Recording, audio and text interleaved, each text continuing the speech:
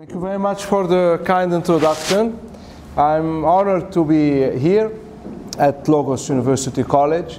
Dear Rector, dear Deans, dear faculty members, ladies and gentlemen, it's a real honor for me to be here, and I'm very grateful for UNICEF Albania office and also for the University of Patras in Greece, because also UNICEF Greece has an excellent partnership with the University of Patras, and this is where the first child rights center less than a year ago was established in Greece and at the University of Patras.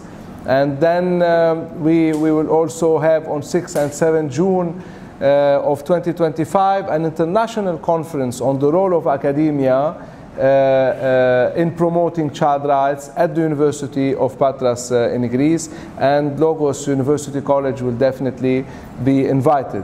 So on behalf of the UNICEF Albania, that my colleagues are here, my colleague Elda is here, and on behalf of myself, I would like to thank you, dear Rector, and to thank all of you for this invitation. So it's very, very important to start highlighting why UNICEF considers the Convention on the Rights of the Child as its mission statement, and why we believe that the best thing we can do and the best investment to achieve the SDGs is to work for children, with children, and by children. This is because the 20th century started with almost no rights for children. It started with the League of Nations in 1919 establishing a committee that they called the Children's Welfare Committee, because the notion of rights did not exist at that time. And even the stories in literature that were describing the suffering of children, like for instance Oliver Twist of Charles Dickens or other stories, did not mention the term violation of rights and did not mention rights itself. And there is no way we can identify violations if we don't know the rights. And that's why the League of Nations in 1919, when they wanted to show their care to children, they established a Children's Welfare Committee. But in 1924, the League of Nations adopted the first declaration on child rights. However, as you know, declarations in international law are non-binding because they do not get ratified. And we had to wait until 1959 under the United Nations Organization, which was established in 1945, to have a declaration, a second declaration on child rights, but again, a declaration which is non-binding and which does not require any ratification. But in 1979, the year was declared by the United Nations as the International Year of the Child. And that was based on a request by Poland in 1976 to have an International Year for the Child, which led to requesting all countries at that time to submit reports on the situation of children in their countries. And this is when the culture of having child-centered statistics and child-centered, child-focused research, it started in 1979. And this meant also that international law had to look at children as an independent category. Because, as you know very well, until the 18th century, children, even 19th century, early 19th century, children were not seen as an independent social category.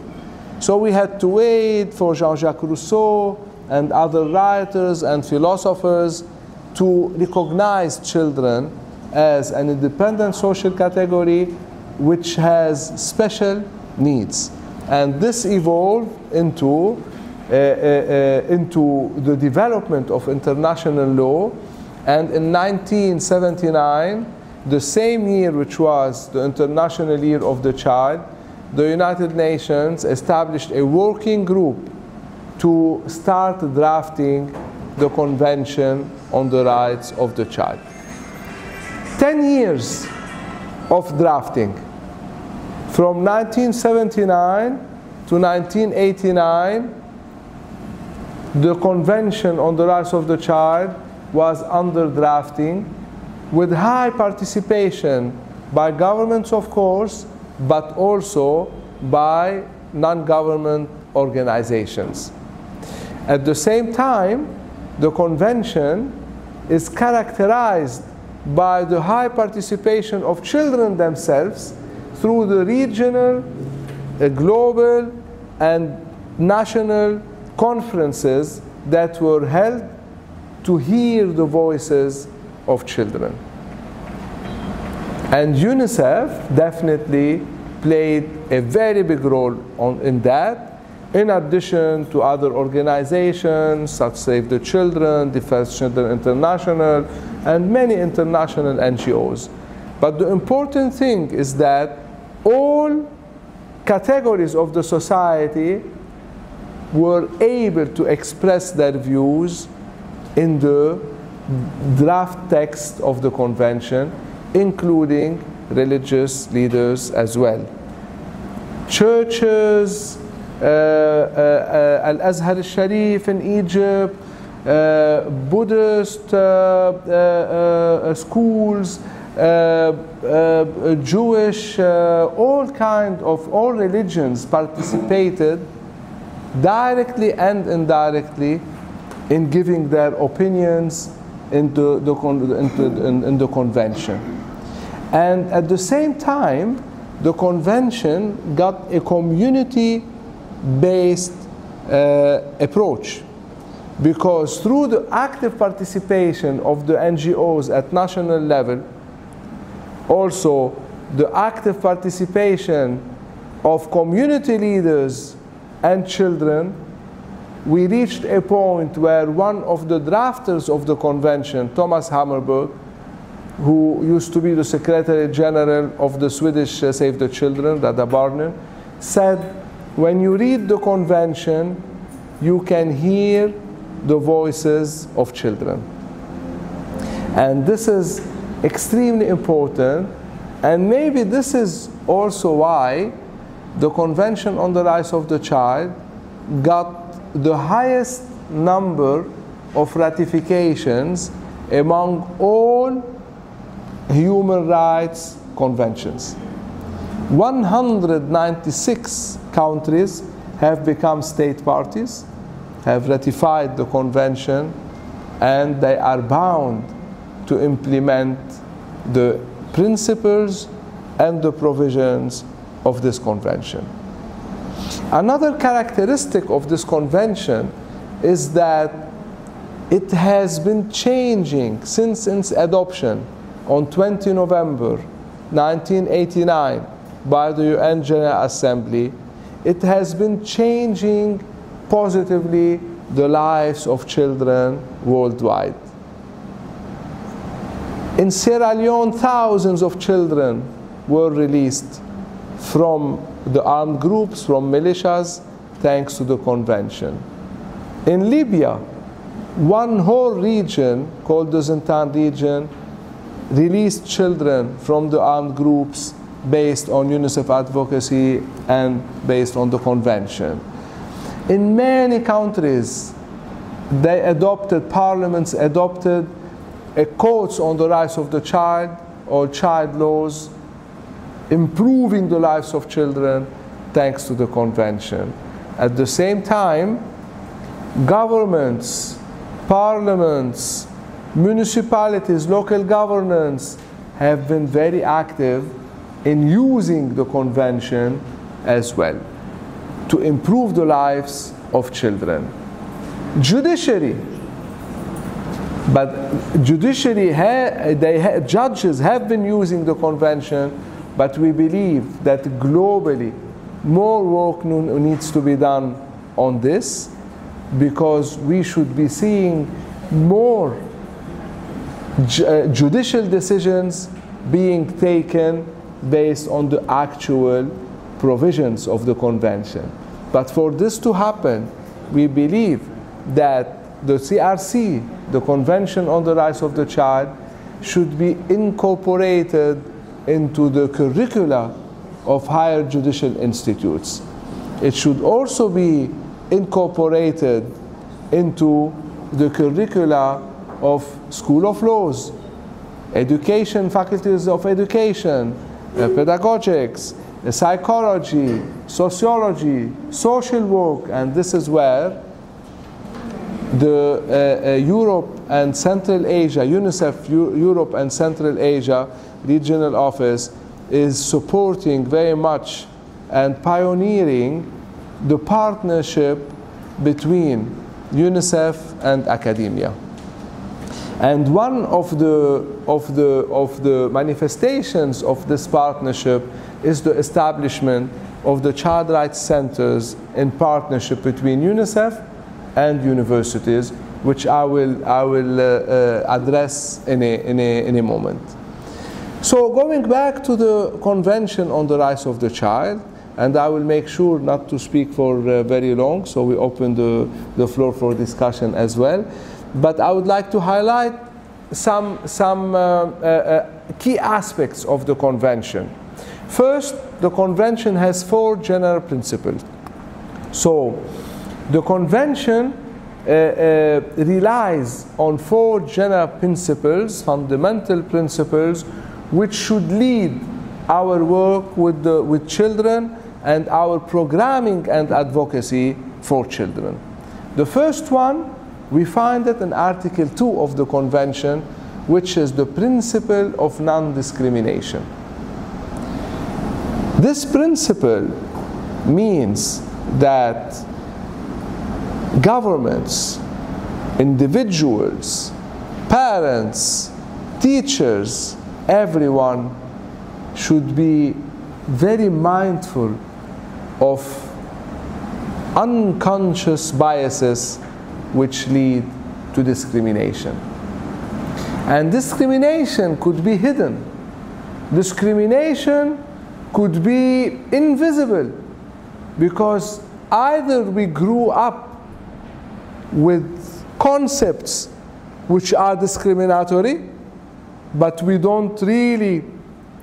are not really aware of them because really they grew up with us, or because we grew up with misconceptions about certain things in the society which lead also to discrimination and to violating the rights, either rights of individuals or the rights of groups, and especially minority groups. So that's why the Convention Article 2 calls everyone to be mindful of discrimination and to adopt a non-discriminatory culture where neither the color, nor the religion, nor the ethnic origin, nor the social status, nothing should be a ground leading to discrimination. And on discrimination, I remember around 20 years ago, and I'm honored to be in Albania, and this is my first visit to Albania. But I remember I was speaking about discrimination, and there was one lady from Albania who was in that workshop. So it was like multinational. And she told the story, and I lost completely touch with this lady. But the story was so powerful, because she said that in her childhood, every day during the season of oranges, the mother was serving her 2 daughters oranges. as dessert after lunch. And one day, when this lady became an adult, she had 2 children, while talking to her mother told her, make sure when dealing with your children that you treat them the same way. And this lady looked at her mother and told her exactly, like not giving all the time the bigger orange to my sister. And both started crying, she said, and no discussion. And then she explained. She said that every day when they were about to finish lunch, the mother was bringing 2 oranges, and while coming to the table, so this girl was noticing that the mother was looking which orange was bigger, and she used to give it to her sister.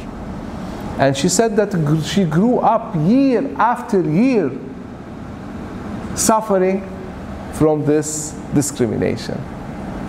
But sometimes parents, teachers, most of the time parents, teachers, they do this out of love. I mean, they don't notice. And I was recently in a country in the region, and when talking about discrimination, one man said, well, I want to revisit something. I said, what? He said, I have a boy, I have 5 children, and one of them, a boy, plays very, very well football. And I make sure to give him the best food we have on the table. Like he said, even if there's a chicken, I take the best part of the chicken and I give it to my son, because I mean, I really love how he plays football. I would stop doing it. Now I understand this is discrimination. So what I want to say here, discrimination can be that small, but it can damage the childhood of children. And as we say in psychology, feelings travel with us throughout our life. So when we suffer in childhood, the feelings will travel with us. And unfortunately, very unfortunately, children who suffer from violence during their childhood, or they suffer seeing violence between their parents, it becomes so difficult for them to experience real happiness when they are adults. They have really to develop a lot of coping mechanisms. So we have to be very careful, but also discrimination, which now I just gave 2 examples how it is practiced at individual level. It could be at group level, it could be discrimination by governments against groups of people, especially minorities, or against specific people from specific ethnic minority, religious minority, language-based minority. So we have to be, governments and us as individuals, we have to be very, very, very, very careful and mindful how we revisit our unconscious biases or conscious biases sometimes, to make sure that we are not discriminating. And discrimination leads to injustice. And injustice leads to problems in the society. There is no way we can have a peaceful society if there is discrimination. So that's why non-discrimination is the basis for a peaceful society. The second principle, general principle of the Convention on the Rights of the Child, I would like to bring in this morning, is the principle of the right to development. Article 6 stipulates the right to life, survival, and development. But the right to life is of course the most important and a classical right in human rights. Yes, but why it has become a general principle in the CRC, in the Convention on the Rights of the Child? because the last part, which mentions the right to development. So the Convention on the Rights of the Child went beyond the classical human rights and considered that every child has the right to equality of life, the right to development. So it's not enough for the child to grow. So growth is not anymore enough, sufficient. No, the child has the right to develop, which means to have a quality of life. If we take, for instance, nutrition, it's not only about feeding children. It's about having a balanced nutritional agenda for children. For instance, UNICEF worked all over the world with health authorities for the iodization of salt. Why? Because if there's a iodine deficiency in the body of the child, the thyroid would not function properly, then there will be physical and cognitive and mental damages.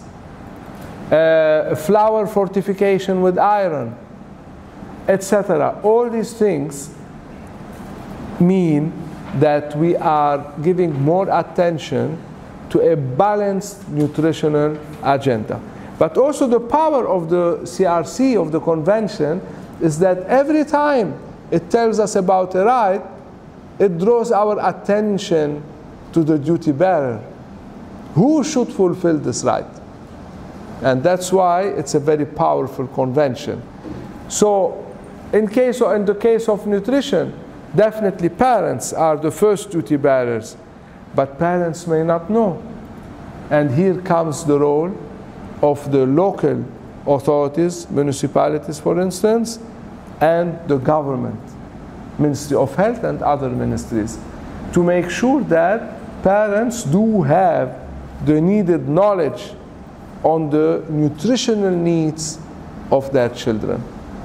Also in education, when we say the right to development, it means it's not enough to have children go to school.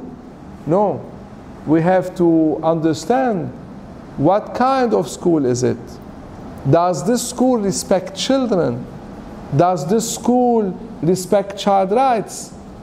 Do teachers exercise any violence against children, including psychological violence, verbal violence? So the right to development. And this brings us to Article 29 of the Convention, where it states the aim, the main objective of education is the development of the personality of the child. So it's not the knowledge, it's not the information, it's the development of the personality of the child. And here comes the big question. Are our educational curricula competency-based? Are they oriented towards the development of the personality of the child? Or it's just knowledge? Or is it based only on economic impact, seeing in the children only productive citizens? So Article 29 of the Convention is very clear. The main aim is the development of the personality of the child. And this is linked to Article 6, the right to development.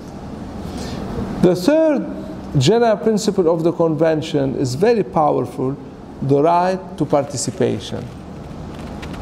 And the right to participation entails, as Article 12 mentions, to respect the views of the child.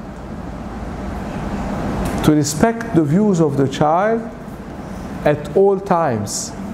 This does not mean that decision making will be done by children at early ages, but this means that we should listen to children. We should respect them, and we should listen carefully to children.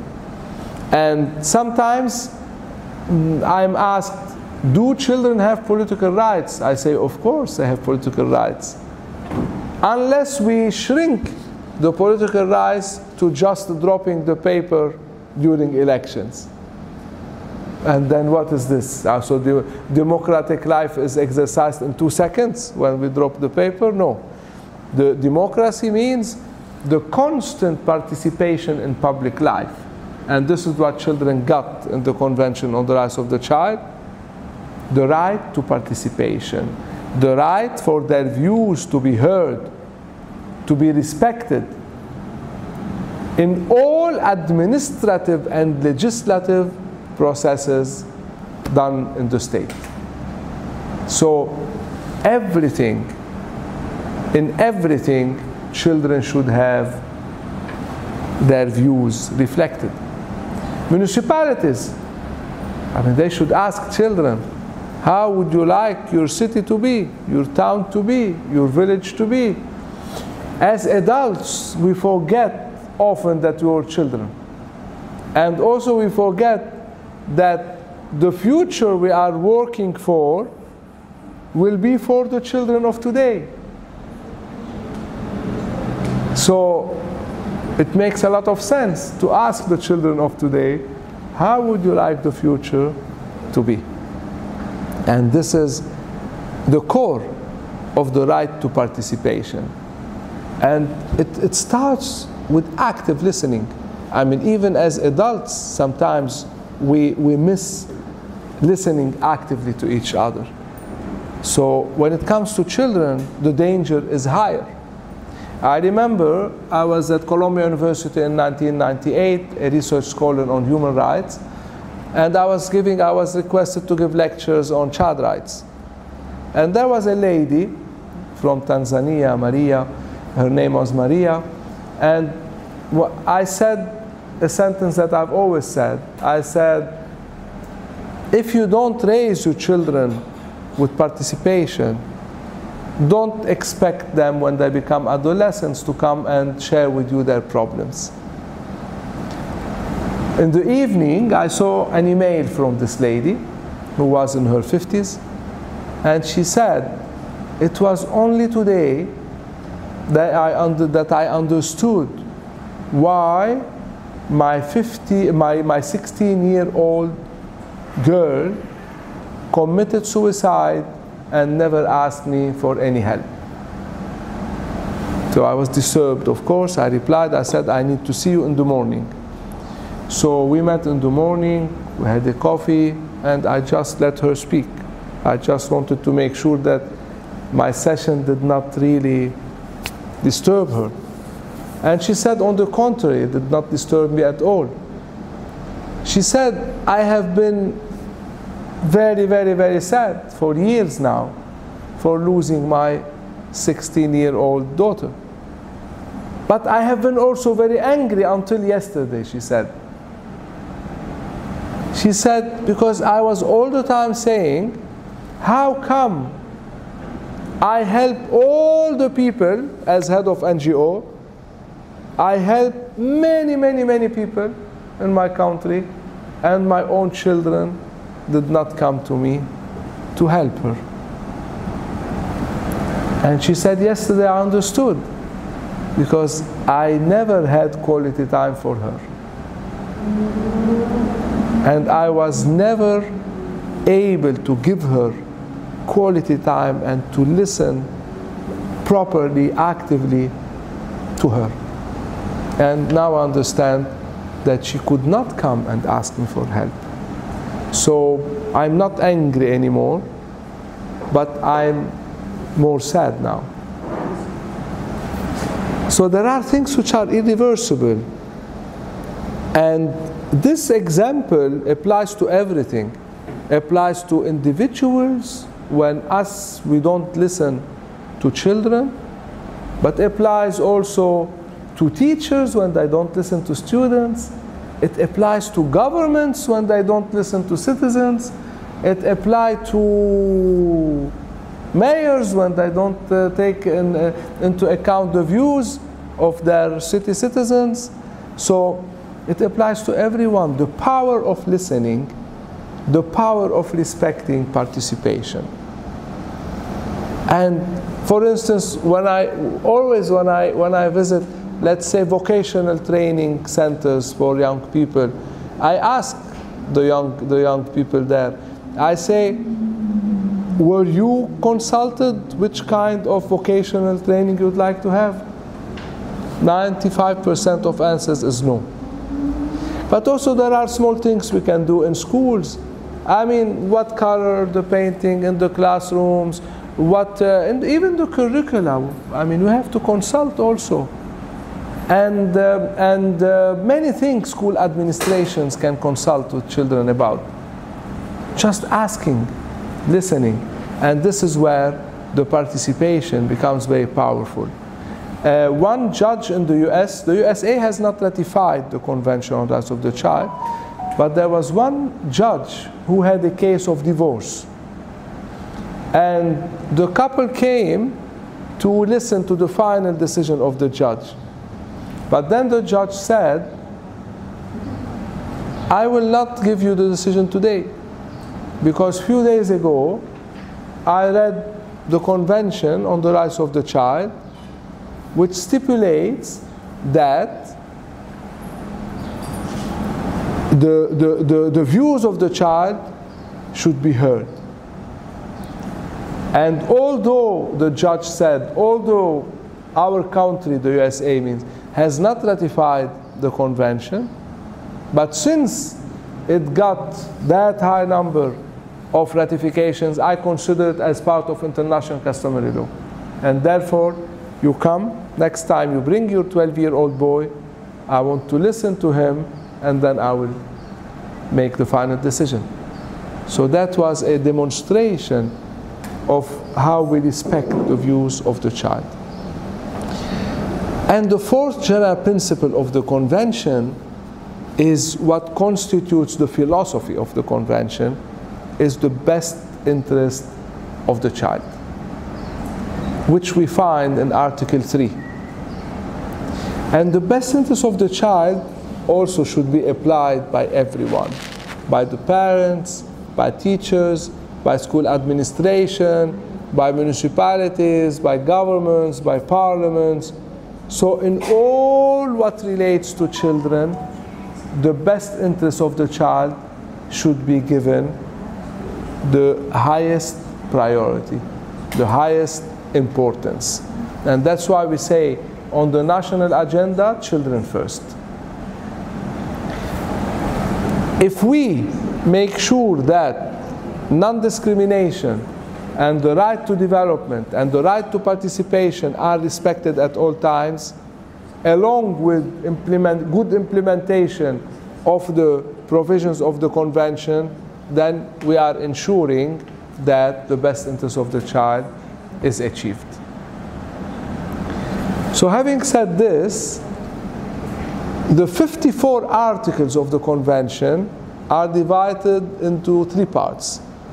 The first part, 1 to 41, where we find the rights, and 42 to 45, where the international monitoring mechanism is described, which is the United Nations Committee on the Rights of the Child, and the third part, 46 to 54, which is about the legal procedures for ratification and other legal details. I would like to mention one article, Article 41, which is extremely important, where it mentions that if the state party has better laws for children, let them go ahead and implement them. And this reminds us with the principle of international law, having stating the minimum standards for states to apply. With that, and before I talk about specifically the role of academia in promoting child rights and the concept of the child rights centers, like what University of Patras in Greece has pioneered, being the first one, and by now there are 5 universities in Greece which have child rights centers: the University of Patras, Demokrition University in the Thrace region of Greece, and the University of Crete. Sorry? Aristotle University. Aristotle University of Thessaloniki, and the National and Capodistrian University of Athens. So by the end of the year, we would have assigned with 8 universities. So now 5, they would become 8 by the end of the year. And the plan is to go for, try to cover the 23 public universities of Greece with the establishment of child rights centers in these universities. But before I get into this part, I would like to ask you if you have any comment, anything to share from your experience, from your teaching, about child rights, about the convention, anything that you would like, or any question or anything we can discuss.